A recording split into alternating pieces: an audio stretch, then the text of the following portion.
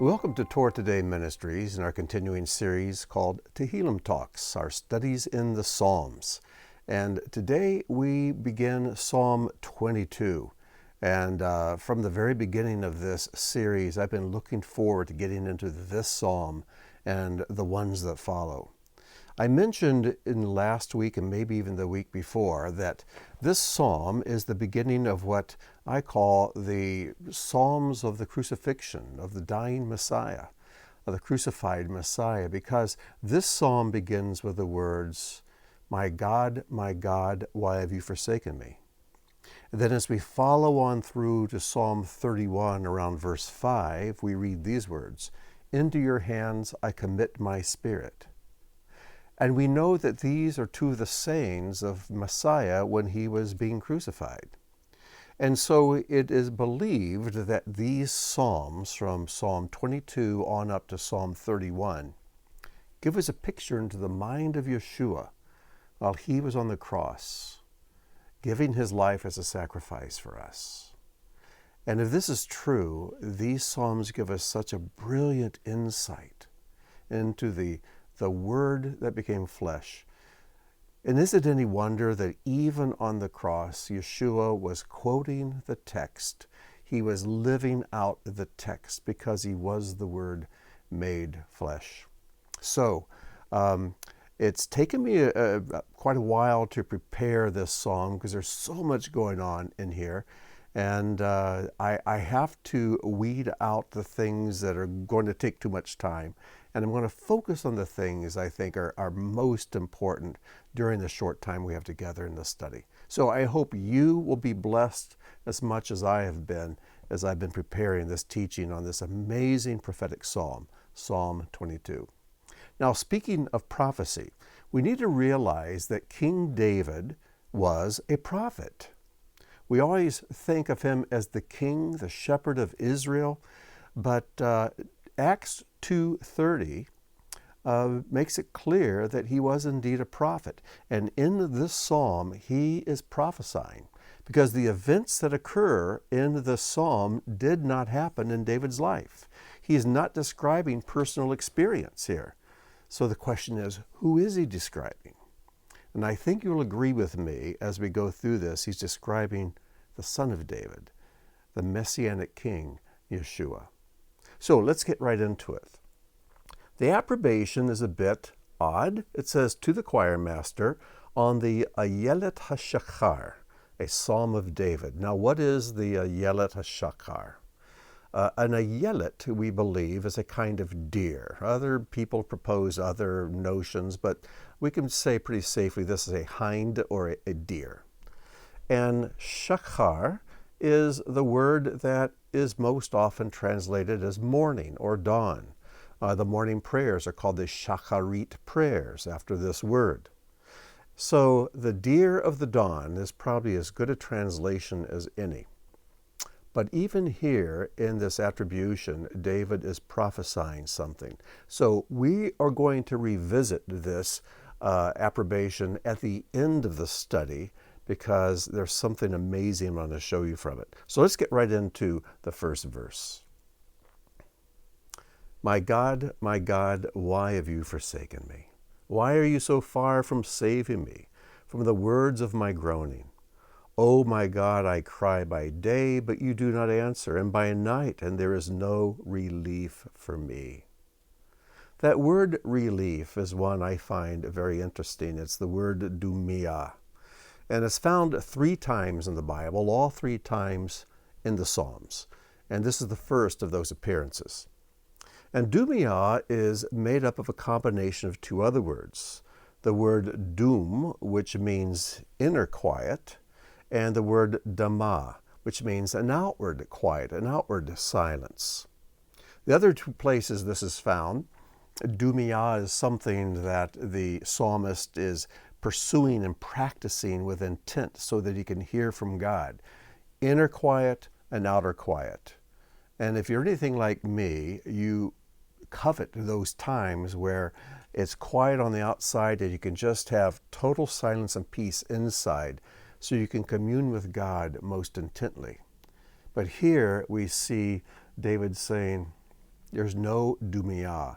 It's noisy in my heart and mind. It's noisy outside of me. And what chaos that is if you've ever experienced a total lack of dumia. Maybe this total lack of dumia describes much of your day. I know as a public school teacher, there were often times I could find no dumia. But then it goes on, yet you are holy, inhabiting the praises of Israel. And you, our fathers, trusted. They trusted and you delivered them.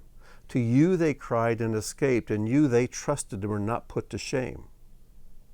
So he's rehearsing all these times that God had heard the prayers of the forefathers and had answered them and rescued him. But here he says, but I'm not getting any answer. There's no rescue for me. This is something I just simply have to go through. And there's no relief. And then in verse 6 it says, but I am a worm and not a man, scorned by mankind and despised by the people. Now this word for worm is a very interesting word. The word is tolat, or tola is the root. And this is a very unique kind of worm. It's a very special one. And that word is chosen for this psalm for a specific reason.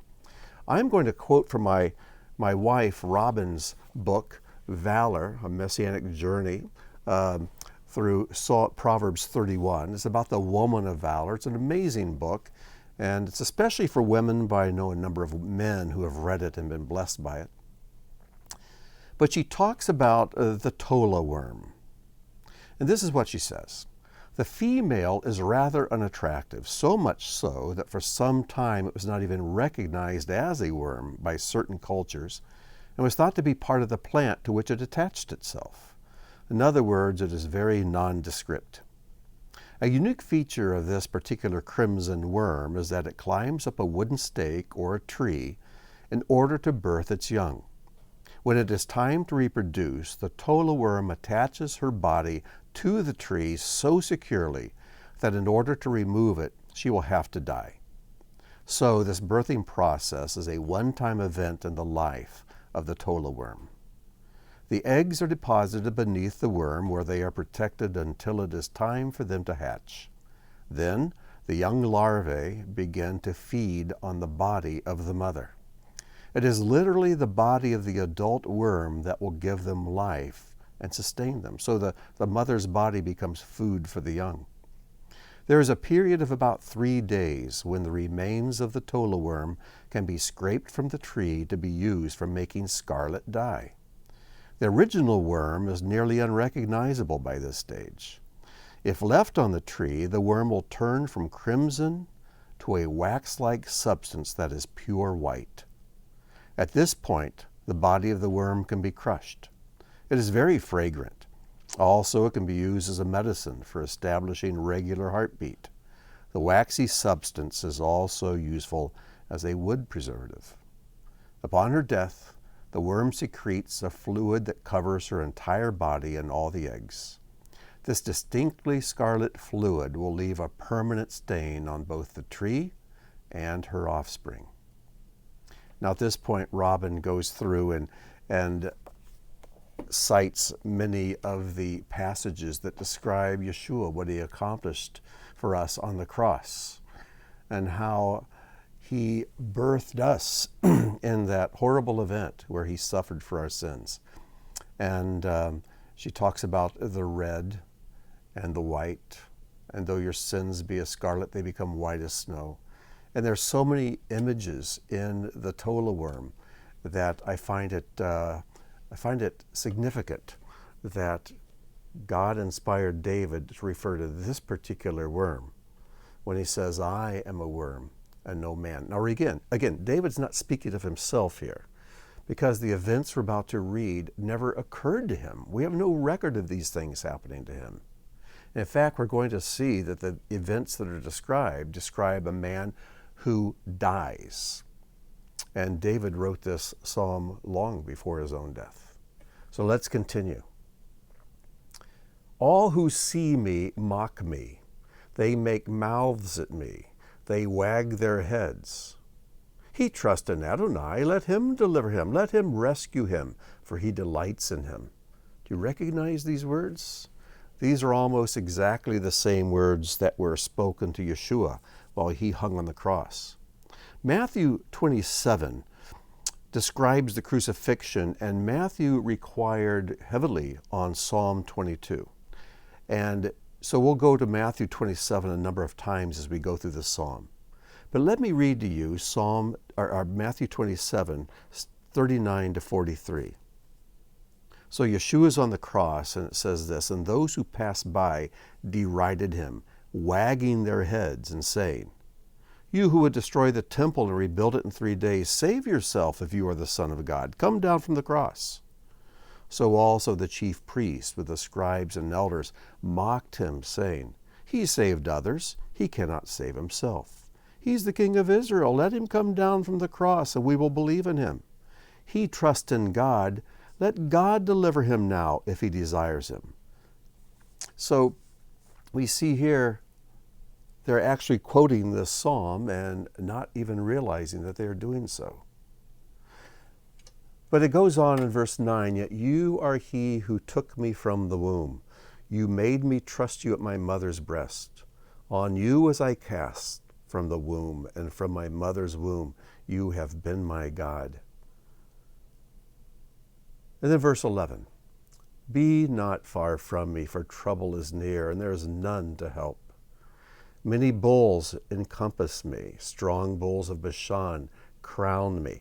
Now, your translation may say encircle me, but the word here for encircle is the same word keter, which means a crown.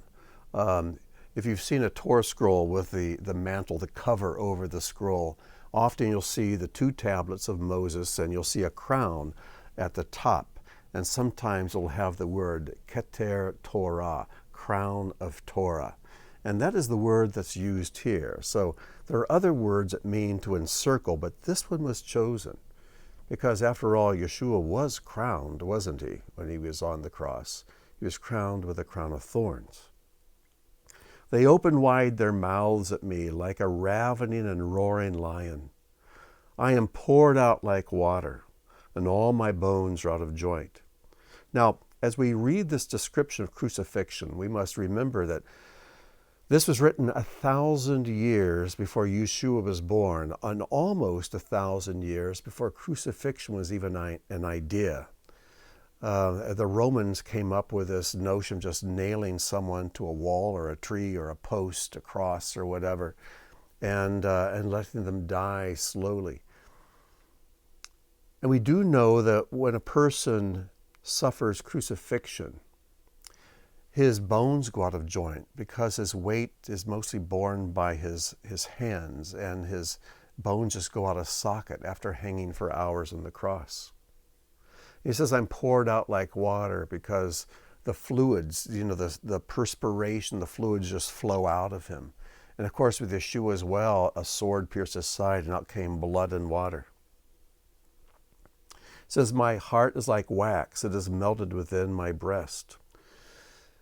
We know also that during crucifixion, the mesentery, that's the tissue that holds the organs in place, it ruptures and tears and the organs sag within the person's body. It's a horrendous way to die. It's almost beyond imagination. And then he says, "My strength," and I put in brackets here the word spittle. "My strength is dried up like a potsherd, my tongue sticks to my jaws." According to the Talmud, this word for strength, the word koach, is a word that also means saliva. And we do know that on the cross, Yeshua became very thirsty, and he said, "I thirst." And then it says, "You lay me in the dust of death, for dogs encompass me, as a company of evildoers encircles me. They have pierced my hands and feet." Dogs is a euphemism that's often used to refer to Gentiles. And we know that the Roman soldiers were right there at the foot of the cross, and they surrounded him. And they pierced my hands and my feet. Now, there's quite a controversy that comes up over the translation of this phrase. They have pierced my hands and my feet. In Hebrew, it's ka'ari yadai v'raglai. Ka'ari is this, which can also mean like. The word, or the letter kaf at the front of a word is a preposition which means like or as. And Aleph Resh Yud spell the word Ari, which is a Hebrew word for lion. And then Yad is hand, Yadai is my hands. Regel is foot, so Varagli means and my feet. So if we translate this literally as some Hebrew translators translate it, it would be like a lion, my hands and my feet. But there's a big problem here. Do you notice something missing? There's no verb. If we translate it like a lion, my hands and my feet, there's no verb and it makes no sense. Because every place the word ka'ari is found in the Bible, and it's found a number of times, it's always attached to a verb. Like a lion, I lay down. Like a lion, he rose up. But here, you have like a lion, but there's no verb attached. And every place in the scriptures where you find the phrase hands and feet, again, there's always a verb attached. So to have like a lion and to have the phrase hands and feet and have no verb in sight is an anomaly that just you can't let slide. So some even non-Messianic Hebrew scholars say that this word here does not mean like a lion, but it's one of those cases where you have a word that appears only one place in Scripture to have a particular meaning. What I mean by that is, Hebrew words, as you know, if you've been following the teachings, they can generally have one meaning, but then another place have something that means something completely different. And this would be one of those cases. So a number of non-Messianic, again, these are scholars who do not believe that Yeshua is the Messiah, they translate this and say it should be translated, they pierced. This word ka'ari means they pierced. Now you've got a verb. And what did they pierce? My hands and my feet. Now there's another internal support for this translation, and it is this. Back here we see a reference to bulls, and we see a reference to a lion, and we see a reference to dogs. And you find references to these three things again after this passage, they pierced my hands and my feet. I made a little chart here so you can see it. In verse 12, it refers to bulls. Verse 13, to a lion. Verse 16, a dog. Then in verse 20, it refers to a dog again. Verse 21, to a lion again. And then verse 21, to oxen, because bulls can be male oxen. So you see there's a chiastic arrangement of these words, or what I like to call a menorah pattern, where the one side corresponds to the other side, and everything here corresponds to something over here. So if we take this word pierce and say it means like a lion, then where's the matching lion? Where's the other lion that would support this chiastic arrangement? Well, there isn't one. There's a lion in verse 13, and there's a lion in verse 21, and they correspond. But if this word for pierce means lion, where's the corresponding lion? Well, it has to be there, but it isn't. But what is there in verse 20 is the word sword. And what does a sword do? A sword pierces. So, if we translate ka'ari as pierced, then the chiastic structure stands. Now, I learned much of this by watching a couple of videos by Dr. Seth Postel, who is an Israeli believer and scholar. And I put links to a couple of videos he did with other Hebrew scholars on YouTube, and they're really a delight to watch. And I love watching this Jewish enthusiasm as they study the psalm and they see Messiah here and they bring out these meanings. And they go into much more depth than I am here in this teaching concerning this problematic phrase, ka'ari, my hands and my feet. So I encourage you to check out the link and watch those videos. They're very good. I know you'll be blessed by them.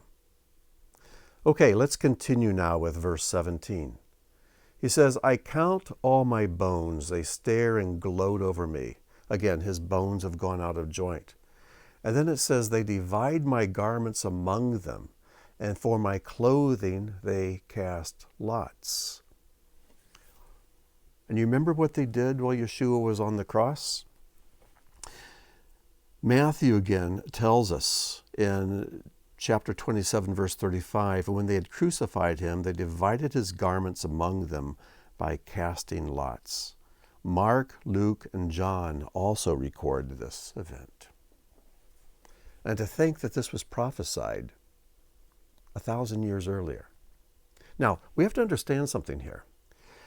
If they're casting lots over this man's clothing, it means this man is not going to need them anymore. Why won't he need them anymore? Because he's going to be dead. A dead man doesn't need clothes. So obviously this man who's being described up to this point is dying.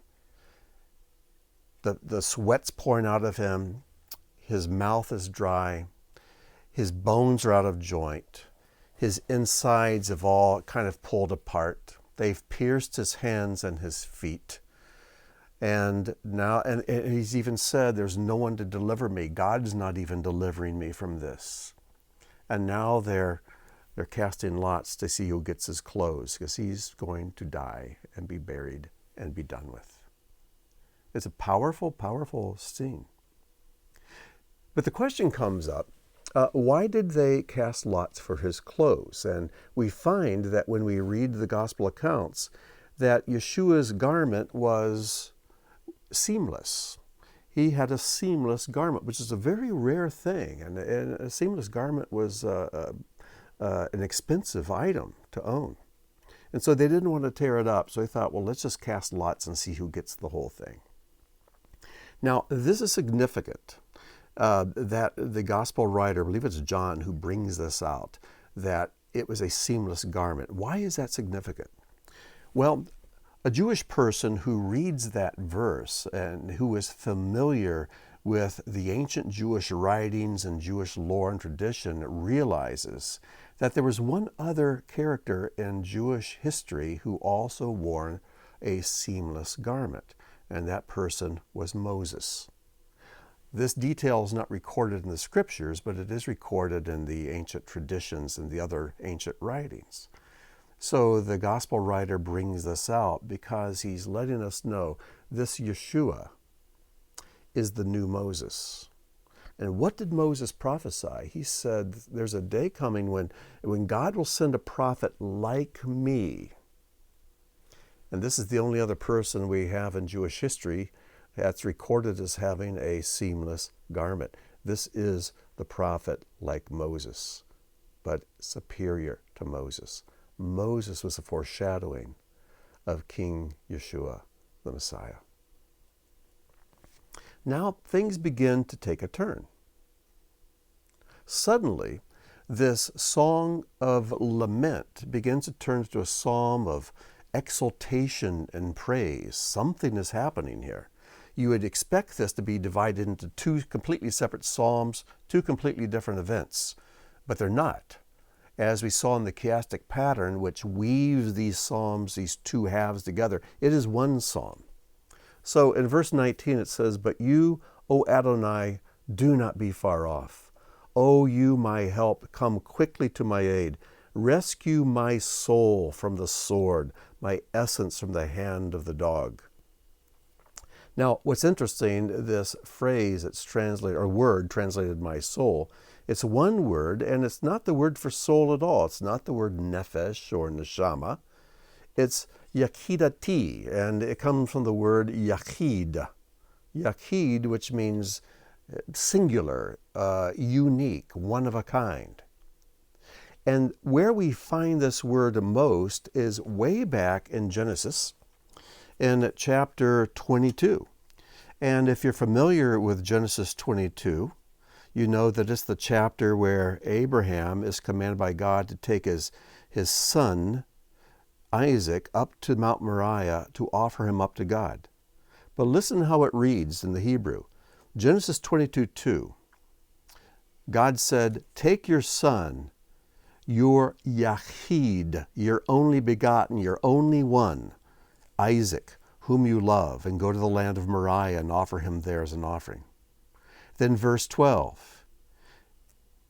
He said, "Do not lay your hand on the boy or do anything to him, for now I know that you fear God, seeing you have not withheld your son, your Yachid, your only son, your one unique son from me." Verse 16.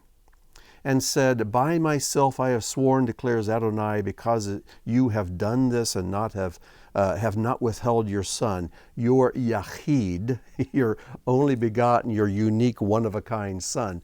And again, this word is used here to echo what takes place back in Genesis 22.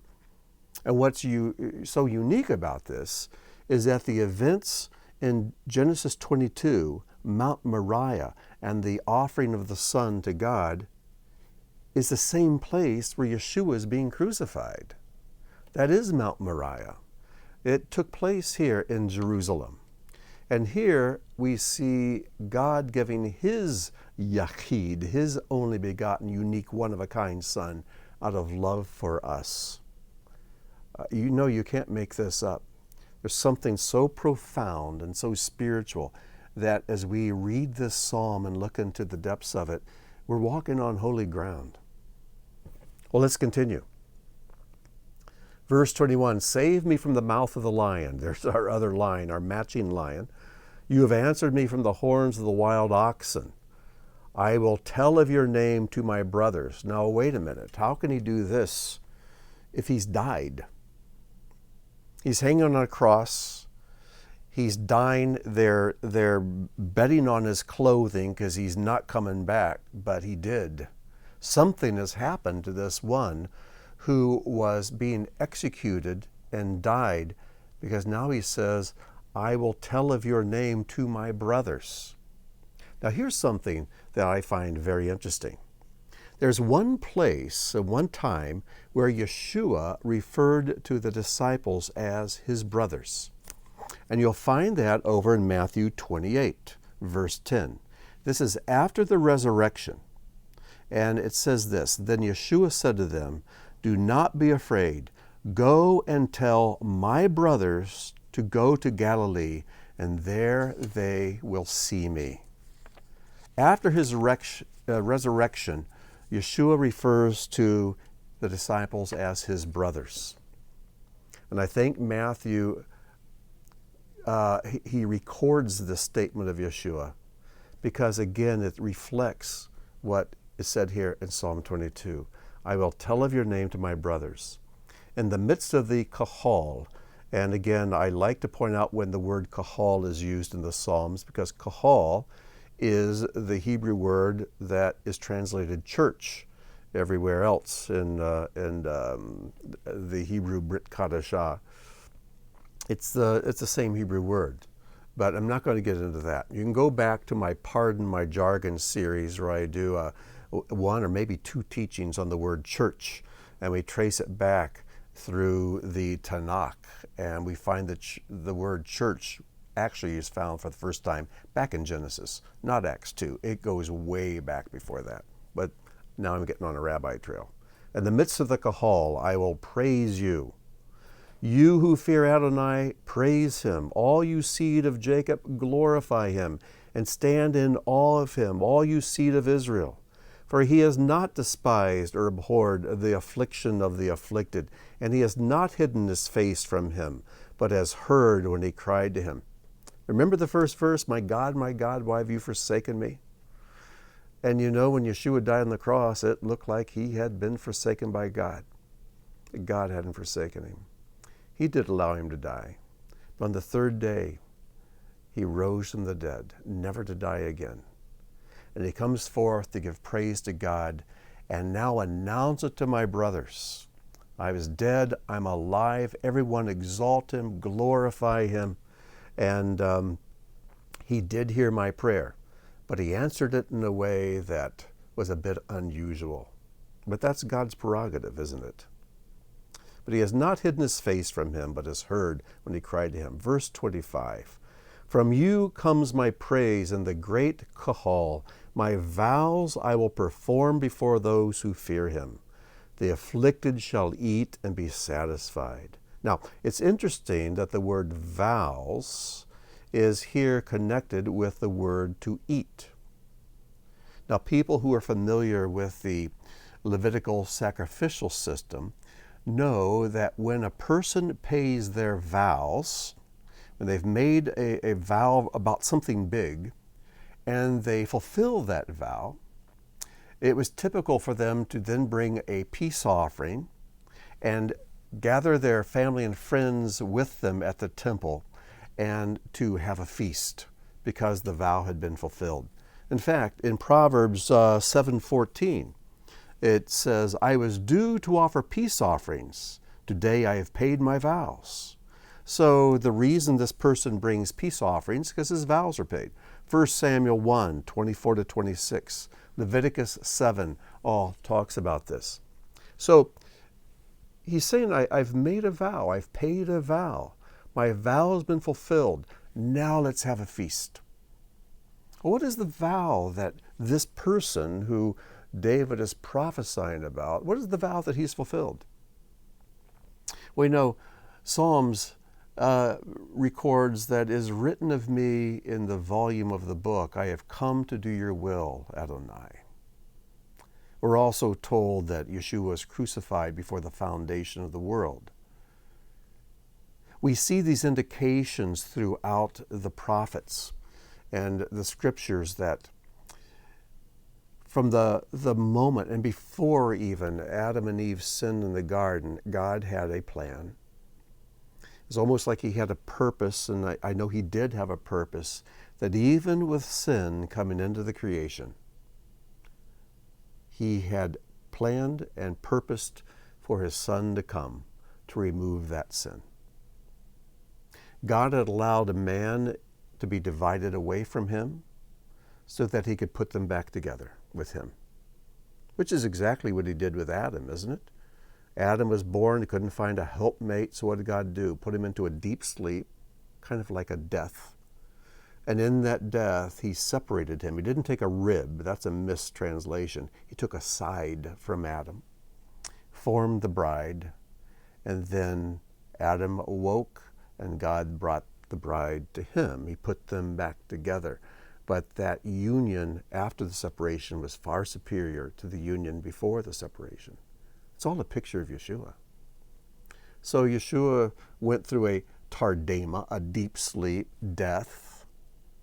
And out of that death and that separation, God is forming a bride. And the day is coming when he will present that bride to the Son, a bride without spot or wrinkle. So if you look at all these prophecies and pictures and types and foreshadowings, they begin to take the shape of a vow God has made that he is going to redeem his entire creation, man and nature, and restore it back better than it was in the beginning. And when we do that, there's going to be a great feast. The Bible calls it the marriage supper of the Lamb.